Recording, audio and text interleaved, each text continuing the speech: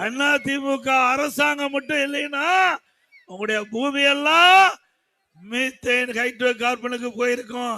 அண்ணா திமுக ஆட்சி இருந்ததுனாலதான் பாதுகாக்கப்பட்ட வேளாண் மண்டலம்.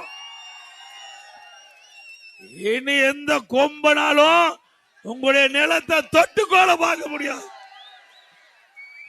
உங்க பூமியை பாதுகாத்த அரசாங்கம் அண்ணா திமுக அரசாங்கம்.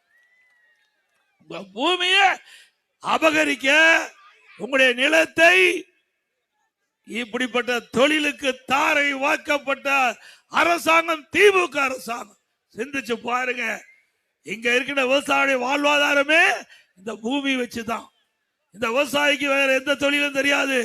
அந்த பூமியை பிடிக்கிட்டா, இந்த பூமி அபகரிச்சுட்டா விவசாயி எங்கே போவார்? எண்ணி பார்த்தாரா?